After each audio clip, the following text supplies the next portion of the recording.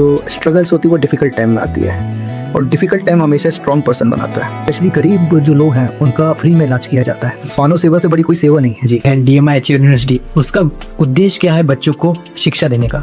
Jobs तो है लेकिन बच्चे रेडी नहीं हैं उन जॉब्स के लिए। ऑल्दो उन्होंने डिग्री कर ली, उनके हाथ में डिग्री है, इंडस्ट्री में जो डिमांड है उसके हिसाब से हम अपने बच्चों को ट्रेन करते हैं। तरह इंस्पायर किया जाता है या पढ़ाया जाता है कि वो जॉब रेडी तो बने ही।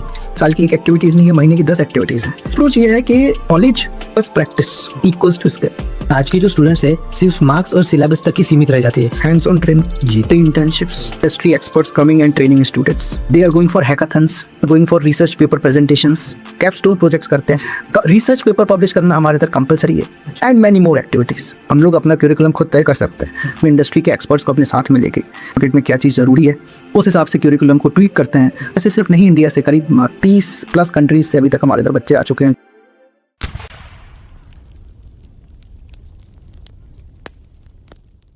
लोगों को शिक्षा देने का उद्देश्य नालंदा यूनिवर्सिटी और जो गुरुकुल सिस्टम है उन्होंने ये बताया था कि अपने आसपास के जो चीज़ें हैं उनका ज्ञान पाना, अच्छे बुरे की समझ लेना। तो आपकी जो यूनिवर्सिटी है DMIHR यूनिवर्सिटी, उसका उद्देश्य क्या है बच्चों को शिक्षा देने का? देखिए, जो आपने पहले क्वेश्चन किया या बताया कि गुरुकुल सिस्टम, तो गुरुकुल सिस्टम वाज व्हाट? जो पहले के ज़माने में गुरुकुल हुआ करते थे, वहाँ पर चाहे राजा हों, चाहे वैश्य हों, चाहे ब्राह्मण हों, वो अपने बच्चों को गुरु के इधर kind of boarding school system, तो वहाँ पर उनको भेजा जाता था, जहाँ पे उनको बाकी का जो सांसारिक एनवायरनमेंट और सेटअप है उससे दूर रख के उनको सिर्फ एजुकेशन पे कंसंट्रेट कराया जाता था। दूसरी बात, ना सिर्फ education, they were required to do daily chores as well. जो दिन की दिनचर्या के काम होते हैं, जैसे कि झाड़ू लगाना, साफ सफाई रखना, अपने गुरु के इधर। तभी उनको जो साथ में पढ़ते थे उनको गुरु भाई बोला जाता था। जो गुरु की वाइफ होती थी उनको गुरु माता बोला जाता था। They used to treat them as the mother and father. They वो ही उनका वहाँ पे ध्यान रखते थे, उनके माँ बाप से वो दूर। तो उनको सब कुछ करना सिखाया जाता था, सिर्फ पढ़ाई नहीं कराई जाती थी। ठीक है, तो आज की डेट में क्योंकि there is a British system that came into our education, because 200 साल वो यहाँ पर थे। तो मोस्टली अगर आप देखें तो आज की डेट में हमारा इंडियन एजुकेशन सिस्टम जो है वो ब्रिटिश अलाइंड है, CBSE स्कूल ये वो। तो बेसिकली क्या है कि आज की डेट में भी अगर आप देखें तो बोर्डिंग स्कूल्स हैं, वहाँ पर बच्चे जाते हैं, वहाँ पर पढ़ते हैं ऑब्वियसली, लेकिन हर चीज़ उनका क्यूरिकुलम जो है वो उस तरीके से है। और अभी मैं आता हूँ आपकी तरफ, अगेन मैं बोलता हूँ कि जब हम DMIHR की बात करते हैं तो ये है higher education, not school education. अब यहाँ पर क्या है कि यहाँ पर भी बच्चे पूरी इंडिया से, सिर्फ नहीं इंडिया से, करीब 30 प्लस कंट्रीज से अभी तक हमारे इधर बच्चे आ चुके हैं जो यहाँ पर आते हैं, पढ़ते हैं, अलग अलग तरीके की डिग्री प्रोग्राम्स और कोर्सेज करते हैं। तो हमारी यूनिवर्सिटी में भी रेसिडेंशियल फैसिलिटीज़ अवेलेबल है। और बच्चों को यहाँ पर सारी सुविधाएं दी जाती हैं, और जिस तरीके का रिक्वायरमेंट मार्केट में है उस तरीके से उनको मार्केट रेडी बनाया जाता है यहाँ पर। और हमारी यूनिवर्सिटी में क्योंकि ये एक हेल्थ यूनिवर्सिटी है, क्योंकि यहाँ पर बहुत कुछ हेल्थ से रिलेटेड होता है, हमारा खुद का हॉस्पिटल है, तो कहीं ना कहीं सारे डिग्री प्रोग्राम्स में हम कुछ ना कुछ हेल्थ से रिलेटेड रखते हैं। और मैं अगर बोलूँ कि मानव सेवा से बड़ी कोई सेवा नहीं है जी, ठीक है, तो हम लोग हेल्थ में हैं। तो हमारे इधर एक यहाँ पर 1500 बेडेड हॉस्पिटल है, जहाँ पे गरीब, स्पेशली गरीब जो लोग हैं उनका फ्री में इलाज किया जाता है। तो जितने भी कॉलेज के बच्चे, उनको कहीं ना कहीं किसी न किसी तरीके से जो ह्यूमन सर्विस है उसमें इन्वॉल्व किया जाता है, through project, through internship, through community work, social work. हमारे इधर के जो बच्चे हैं वो आसपास, क्योंकि ये रूरल सेटअप है, तो आसपास के जो ये ऑर्फनेजेस होते हैं वहाँ पर जाते हैं, कम्युनिटीज़ में जाते, छोटे छोटे विलेजेस हैं, उनको हम लोग उनको अडॉप्ट करते हैं। हम वहाँ पर मेडिकल कैंप्स लगाते हैं, और वहाँ के से कनेक्ट करते हैं। इवन वहाँ के छोटे बच्चे जो हैं उनको माल न्यूट्रिशन तो नहीं हो रहा है, कुछ हो रहा है, उसके ऊपर ध्यान दिया जाता है। तो इस तरीके से इतनी और जो ये एक्टिविटीज़ है साल की एक एक्टिविटीज़ नहीं है, महीने की 10 एक्टिविटीज़ हैं। तो इतने मैसिव तरीके से होती है कि कहीं ना कहीं हर बच्चे को मौका लगता है और वो अपनी सोसाइटी से भी चारों तरफ इन्वॉल्व होते हैं और वो समझते हैं कि किस तरीके की परेशानियां हैं और कहीं ना कहीं उनको इस बात का एक अपॉर्चुनिटी मिलता है कि they become a part of larger cause, एक बड़े उद्देश्य के लिए वो सहभागी बनते हैं और कहीं ना कहीं जाके लोगों की मदद करते हैं और इस तरीके से उनसे सीखते भी हैं। अच्छा,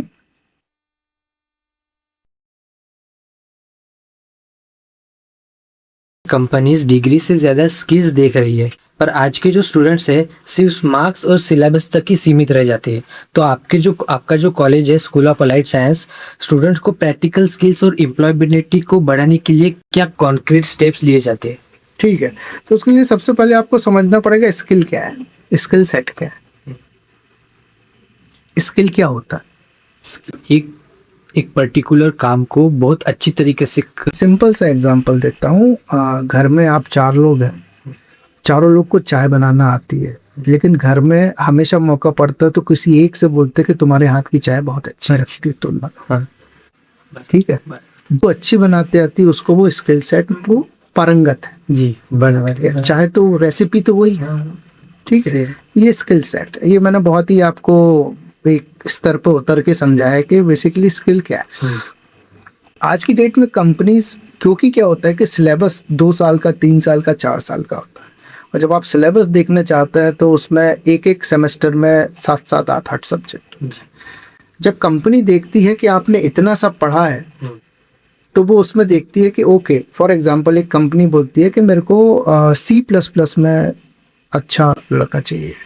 अब C++ इस लड़के ने 2nd सेमेस्टर या 4th सेमेस्टर में पढ़ा होगा, पढ़ा तो है, लेकिन जब उसके लिए वो पूछते हैं उसमें कि आपको ये आता है तो वो शायद जवाब नहीं दे पाता है, क्योंकि पास होने के लिए पढ़ा है, हाँ। सीखने के लिए नहीं पढ़ा है। ये मैं आपको एक सिचुएशन बता रहा हूँ हमारी यूनिवर्सिटी में, और भी बहुत सारी यूनिवर्सिटी होंगी जहाँ पे वहाँ के बच्चे वाकई में एम्प्लॉयबल हैं। जैसे हमारे इधर बनानी, तो अप्रोच क्या है? अप्रोच ये है कि knowledge plus practice equals to skill. 90% of the case में क्या हो रहा है, नॉलेज तो हो रही है, प्रैक्टिस नहीं हो रही जी। तो प्रैक्टिस नहीं हो रही तो वो स्किल नहीं बन रही है। हाँ प्रैक्टिस कैसे होगी? हैंड्स ऑन ट्रेनिंग जी। Industry internships, adjunct or industry experts coming and training students. अच्छा हाँ। They are going for hackathons, they are going for research paper presentations and many more activities. This is practice. Ji. Knowledge to is given by the professor in the class, right? When they are given, जब उनको मौका मिलता है कि वो उस knowledge को practice में लाएं, तब वो बनती है skill. So I have already given you the recipe. जी मैंने आपको रेसिपी बता दी, तो इस रेसिपी को बहुत अच्छे तरीके से हमारे इधर इस्तेमाल किया जाता है। जितनी भी बातें आपको बताई, इंडस्ट्री टूर्स, एक्सटर्नशिप्स, हमारे इधर से बच्चों को हम लोग ने फॉरेन की कंट्रीज में इमर्शन प्रोग्राम्स के लिए भेजते हैं, जैसे नेशनल यूनिवर्सिटी सिंगापुर, कोलालमपुर, अभी मिडिल ईस्ट में एक जा रहा है, US बर्कली, यहाँ पर बच्चे जाते हैं, सेमेस्टर एक्सचेंज प्रोग्राम के लिए जाते हैं। ये उनके लिए प्रैक्टिकल एक्सपोजर है, प्रैक्टिस। उसके अलावा compulsory internship programmes, they have to be 1 semester or year long internship, so they work in the industry। उनको इंडस्ट्री में काम करने मिलता है, वहाँ पे जो उनके सीनियर्स उनसे सीखने मिलता है, जो उन्होंने सीखा उसको प्रैक्टिकल में लगा। कैपस्टोन प्रोजेक्ट्स करते हैं, रिसर्च पेपर पब्लिश करना हमारे इधर कंपलसरी है, तो रिसर्च करते हैं। This is how. और फिर गेस्ट लेक्चर्स होते हैं, इंडस्ट्री के बड़े बड़े जो इंडस्ट्री लीडर्स हैं उनको बुलाया जाता है। हमारे इधर इंटरनेशनल कॉन्फ्रेंसेज होती हैं, जहाँ पे बच्चों को ना सिर्फ पार्टिसिपेट करना, लेकिन वॉलंटियर भी बनने को मौका मिलता है। बहुत सारे बच्चे आते हैं, उनसे नेटवर्क करने का मौका मिलता है।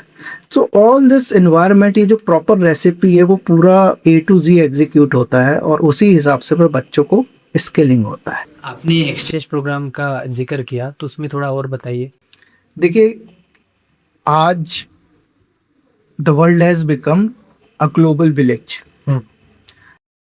पहले होता था कि प्रोफेशन फॉर लाइफ होता था, जॉब फॉर लाइफ होता था, नॉट प्रोफेशन।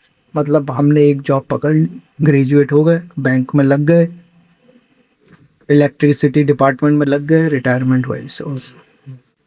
आज की डेट में ऐसा नहीं है। आज की डेट में है कि जोग्राफिकल लिमिटेशंस नहीं रहेंगे। एमएनसीज हैं, इंडिया की कितनी कंपनीज है जो 20-20, 30-30, 40-40 देशों में काम कर रही है, और फॉरेन की कितनी कंपनीज है जो इंडिया के अंदर काम कर रही हैं। तो जो वर्क फोर्स है उसकी मोबिलिटी बहुत अधिक बढ़ गई है। तो क्या हो गया है कि आज इंडिया में किसी ने बेंगलोर में काम कर रहा है, 2 साल बाद वो यूएस के सिएटल में काम करेगा, उसके बाद शायद जर्मनी में जाके काम करेगा। हो सकता है सेम कंपनी में, हो सकता है अलग कंपनी में। उसके लिए क्या है कि हम लोग अपने बच्चों को all in the degree programme ही ग्लोबल एक्सपोजर देते हैं। आपके कॉलेज से बच्चे बाहर के देश में जाते हैं हाँ, पढ़ने के लिए। पढ़ने के लिए इमर्शन प्रोग्राम होते हैं, शॉर्ट डेज, 7-10 डेज के होते हैं। उसमें हमारे इधर के बच्चे उन कॉलेजेस में, वहाँ जो एमबीए चल रहा है उनके साथ बैठ के उनके बच्चों के साथ 7 दिन पढ़ते, कॉम्पीट करते हैं, प्रेजेंटेशंस होते हैं। अच्छा। तो उससे उनको ग्लोबल एक्सपोजर मिलता है, जो कि उनको डिग्री होने के पहले ही रेडी बना देता है, जो ये सारा मूवमेंट हो रहा है। तो उस टाइप के एक्सपोजर, और सबसे बड़ा एक्सपीरियंस ट्रैवल से मिलता है, ऐसा हमारा सोचना है। ट्रैवल अपने आप में बहुत बड़ा एक्सपीरियंस है। तो जब लोग ट्रैवल करते हैं, बाहर निकलते हैं, नई नई चीज़ें देखते हैं, तो उनको नई नई चीज़ों का ज्ञान होता है। तो हम एक ऐसा सेफ एनवायरनमेंट बना के बच्चों को भेजते हैं, रेपुटेड जगह भेजते हैं, जहाँ पे उनको उनके कंपटीशन के बच्चे मिले, उनको समझ में आए कि पूरी दुनिया में क्या चल रहा है, ना कि उनका मानसिकता और जो है वो सिर्फ यहाँ पे लिमिटेड रह जाए। तो ये सारी अपॉर्चुनिटीज़ हम क्रिएट करते हैं। तो सिर्फ एजुकेशन टूर्स होते हैं, इमर्शन प्रोग्राम्स होते हैं, सेमेस्टर एक्सचेंज प्रोग्राम होते हैं। तो मैंने आपको छोटे से बड़ा बताया कि एजुकेशन टूर होगा, 4-5 दिन का होगा, इमर्शन प्रोग्राम होगा, 10 दिन का होगा, जो सेमेस्टर एक्सचेंज या पूरे सेमेस्टर का होगा। इस तरीके से डिफरेंट वेज है जिसके थ्रू उनको फॉरेन एक्सपोजर देने की कोशिश करते हैं, so that we make them become a global manpower, global suitable manpower. आपका जो कॉलेज है स्कूल ऑफ अलाइड साइंस, उसमें बच्चों को किस तरह पढ़ाया जाता है कि वो जॉब रेडी भी बने और अनएम्प्लॉयमेंट रेट कम से कम आए? PMIHR जो एक हायर एजुकेशन इंस्टीट्यूट है, जहाँ पे हम graduation and above degree programmes और एजुकेशन करता है, राइट। तो यहाँ पर ऑब्वियसली हम लोग एम्प्लॉयबिलिटी जो क्वोशेंट है उसको एड्रेस करते हैं। एम्प्लॉयबिलिटी क्वोशेंट दैट मीन्स कि जो हमारे इधर का ग्रेजुएट है, पोस्ट ग्रेजुएट है, वो इंडस्ट्री फिटमेंट करा है, यानी इंडस्ट्री में जो डिमांड है उसके हिसाब से हम अपने बच्चों को ट्रेन करते हैं। तो इंडिया का आज की डेट में हायर एजुकेशन सेगमेंट में सबसे बड़ा इशू जो एड्रेस करने का वो एम्प्लॉयबिलिटी क्वोशेंट का है कि जॉब्स तो हैं लेकिन बच्चे रेडी नहीं हैं उन जॉब्स के लिए, ऑल्दो उन्होंने डिग्री कर रही है, उनके हाथ में डिग्री है। उसके लिए जो इंडस्ट्री एकेडमी या पार्टनरशिप होती है, तो बेसिकली हम लोग इंडस्ट्री रेलिवेंट क्यूरिकुलम, क्योंकि हम डीम्ड यूनिवर्सिटी हैं और हम लोग अपना क्यूरिकुलम खुद तय कर सकते हैं, तो हम लोग इंडस्ट्री के एक्सपर्ट्स को अपने साथ में लेके क्यूरिकुलम पे उनकी एडवाइस लेते हैं कि मार्केट में क्या चीज़ ज़रूरी है, उस हिसाब से क्यूरिकुलम को ट्वीक करते हैं, उस हिसाब से बच्चों को पढ़ाते हैं, उसके बाद उनको इंटर्नशिप्स पे भेजते हैं उन्हीं कंपनीज में। और इस तरीके से जब वो फाइनली डिग्री यहाँ से लेके निकलते हैं तो सिर्फ उनके हाथ में डिग्री नहीं होती है, वो इंडस्ट्री के लिए रेडी भी होते हैं। सर, आपने बोला कि जॉब के लिए फिट बच्चे नहीं है, तो ऐसा अभी जो ट्रेंड चल रहा है वो ज़्यादा डिस्ट्रैक्शन की तरफ हो रहा है बच्चों का, तो आपको लगता है कि जो पिछली जनरेशन थी और इस जनरेशन में जो बच्चे हैं वो थोड़े वीक है पिछले जनरेशन से? नहीं, मैं ये नहीं मानता। इसके भी 2 बातें हैं। एक तो प्रैक्टिकल एक्सपीरियंस है। इस जनरेशन की बात करें तो शायद आप जिस जनरेशन को बिलोंग करते हैं तो उसको जेनजीज बोला जाता है। तो मिलेनियल और जेनजीज हैं जो आज की डेट में मेजर वर्कफोर्स को कंट्रीब्यूट कर रहे हैं।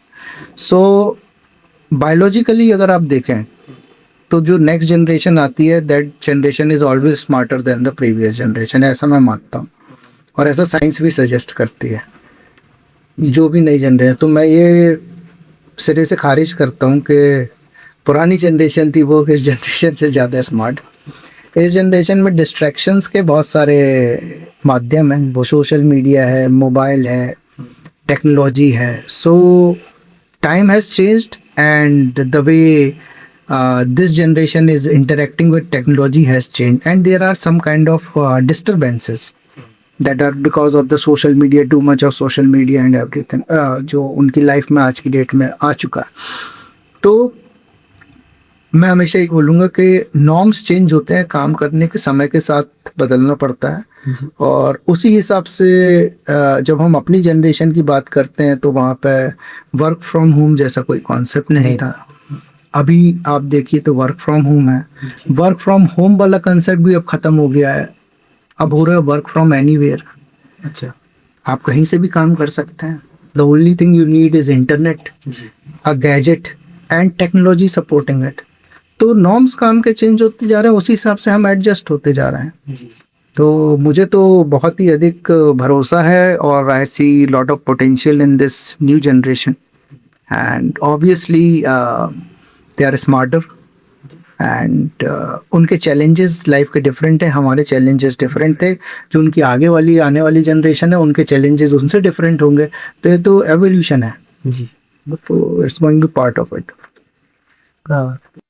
सर, मैं मानता हूँ कि पढ़ाई सिर्फ नौकरी पाने के लिए नहीं बनी थी, वो इंसान को नई खोज करने के लिए, अपनी बौद्धिक क्षमता बढ़ाने के लिए पढ़ाई दी जाती थी. तो आपके कॉलेज में स्टूडेंट को किस तरह इंस्पायर किया जाता है कि वो जॉब रेडी तो बने ही, पर वो एक समाज में वैल्यू भी ऐड हो, उनकी वैल्यू भी ऐड हो सके? इसको अपन बोल सकते हैं जो होलिस्टिक अप्रोच है एक प्रॉपर ह्यूमन बीइंग बनने के लिए, सोसाइटी के लिए एक वैल्यू एडिशन होने के लिए. So value based education system जो है, तो हम सिर्फ उनको उनका क्यूरिकुलम नहीं पढ़ाते हैं, हम एक ऐसे उनको माध्यम देते हैं, ऐसे प्लेटफॉर्म देते हैं जिसमें वो अपना वैल्यू जो इनकलकेशन है वो उनके साथ हो. स्पोर्ट्स है, को करिकुलर एक्टिविटीज़ हैं. हम लोग सारे अपने जो भी टीचर्स डे है और इस तरीके के प्रोग्राम्स में उनको एक्टिवली पार्टिसिपेट करते हैं, जिससे उनको गुरु शिष्य परंपरा के बारे में बताते हैं जो ओल्ड इंडियन एजुकेशन सिस्टम था. बिकॉज वी फाइंड हम लोग को वहाँ पे वैल्यू समझ में आती है, जो कि कहीं ना कहीं विद दिस टेक्नोलॉजी और जो नॉइज़ और डिस्टर्बेंस क्रिएट हो रहा है उसके कारण कहीं ना कहीं डाइल्यूट हो रही है. तो वो चीज़ हम इनकलकेट करने की कोशिश करते हैं और इस तरीके से हम ना कि उनको एक अच्छा ओनली अच्छा इंटेलेक्चुअल बट अच्छा ह्यूमन बीइंग बनाने की कोशिश करते हैं. आपकी लाइफ में बहुत स्ट्रगल्स और उतार चढ़ाव आए होंगे, तो आपकी ज़िंदगी में ऐसे कौन से लेसन्स आपने सीखे जिसने आपको इतना सक्सेसफुल लीडर बनाया? देखिए, struggles are part of life. तो जो आप आईसीयू में भी जाते हैं तो जब आपकी पल्स मॉनिटर पे दिखाती है, जब वो ऊपर नीचे होती रहती है तो समझ में आता है कि आप जिंदा हैं. फ्लैट लाइन बताती है कि सो मैं पर्सनली उसको इसी तरीके से मानता हूँ कि जो स्ट्रगल्स होती है वो डिफ़िकल्ट टाइम में आती है और डिफ़िकल्ट टाइम हमेशा स्ट्रॉन्ग पर्सन बनाता है. तो जो भी व्यक्ति ने कठिन समय देखा है वो बहुत स्ट्रॉन्ग व्यक्ति बन के या उभर के निकलता है. तो स्ट्रगल्स थी मेरी लाइफ में और स्ट्रगल से मैंने नेवर गिव अप एटीट्यूड सीखा है. I have seen the lowest of the lows in my life. Then when you overcome that, जब उससे आप बाहर निकल के आते लोएस्ट पॉइंट से, तो आप निकल के तो आते, साथ में आप एक अपने अंदर एक ऐसा स्ट्रॉन्ग पर्सन लेके आते हैं कि दोबारा ज़िंदगी में ऐसा कुछ हुआ तो आपको तकलीफ नहीं जाती है. मेरा सिर्फ ये कहना है कि जो आप पढ़ाई करते हैं वो सिर्फ लर्न करने के लिए नहीं होती है, वो साथ में अर्न करने के लिए भी होती है. तो लर्न करते समय कहीं भी अर्न करना ना भूल जाए, ये मेरा सबको सलाह है. तो एजुकेशन वही है जिसकी प्रैक्टिकल आपके काम आए और जिस उद्देश्य से वो पढ़ी गई है वो होना चाहिए. आपको आपकी सोसाइटी में कहीं ना कहीं उसका वैल्यू ऐड होना चाहिए, आपकी फैमिली में होना चाहिए, आप अपने आप को इंडिपेंडेंट बना सके, सपोर्ट कर सके, आप किसी पे निर्भर ना रहे. असली उद्देश्य वही है.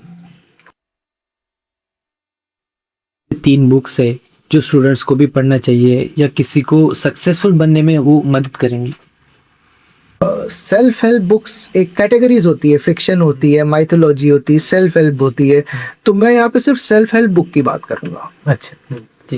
क्योंकि क्योंकि वैसे तो फिर आपका इच्छा है आपको किस तरीके का रीड करना है। तो एक सेल्फ हेल्प बुक है रिच डैड पुअर डैड, जो कि हर बच्चे को मुझे लगता है पढ़ना चाहिए। फाइनेंशियल मैनेजमेंट आना बहुत जरूरी है। एक है man search for meaning by Viktor Frankl. तो फ्रॉम हॉलोकॉस्ट टू होप, तो आप जब अपनी ज़िंदगी में सबसे लोएस्ट होते, सबसे वल्नरेबल होते, उससे आप कैसे बाहर निकल सकते हैं। ये एक बहुत छोटी सी किताब है लेकिन बहुत ही मस्ट रीड है, मुझे ऐसा लगता है। और तीसरी मुझे लगता है कि डेल कार्नेगी की किताब है how to win friends and influence people, Dale Carnegie. तो ये तीन, वैसे तो मैं 10-12 बता सकता हूँ लेकिन ये तीन मुझे ऐसा लगता है कि पढ़े तो उससे काफ़ी पर्सनली आपको फ़ायदा होगा। यूनिवर्सिटी है DMIHR यूनिवर्सिटी, उसमें जो स्कूल ऑफ अलाइड साइंस है वो ऑनलाइन एजुकेशन भी प्रोवाइड करता है, जैसे MBA, BBA, BCA, MCA, इसमें ऑनलाइन डिग्री भी हो सकती है। तो ऑनलाइन डिग्री के बेनिफिट्स ये थोड़ा बता सके तो। सबसे पहले तो जो SAS है वो ऑनलाइन डिग्री प्रोवाइड नहीं करता है, कंसेप्चुअली थोड़ा सा डिफरेंस है। जो centre for distance and online education है, ये उसको बोला जाता है dual mode university.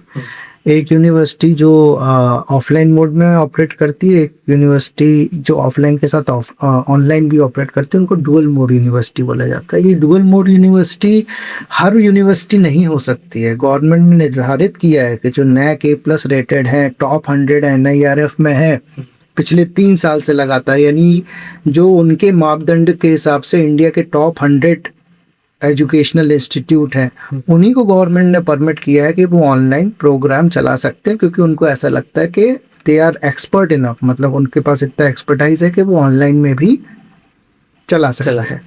Online mode में कुछ डिग्री प्रोग्राम्स हैं जिनको एक्सक्लूड किया गया है, जिसमें हैंड्स ऑन ट्रेनिंग की ज़रूरत पड़ती है। तो उसके लिए गवर्नमेंट UGC ये बोलता है कि वो आप ऑनलाइन में नहीं चला सकते हैं। अच्छा, ठीक है। आज हमने अभी अपने इधर जो SAS में डिग्री प्रोग्राम्स हैं, जो कि ऑब्वियसली लिस्ट में इंक्लूडेड है जिनमें हम चला सकते हैं ऑनलाइन, वो प्रोग्राम लॉन्च किए हैं। लेकिन not restricted to that only, we are going to launch हम लोग बहुत सारे नए प्रोग्राम्स आगे जाके, और उसमें डिग्री प्रोग्राम के अलावा सर्टिफिकेट डिप्लोमा प्रोग्राम भी लॉन्च कर सकता है। अच्छा। अगर मैं बेनिफिट की बात करूं तो जैसे आपका पहला क्वेश्चन था मेरे से कि स्कूल ड्रॉप आउट्स हैं, उसमें करीब 15% अनएम्प्लॉयड है।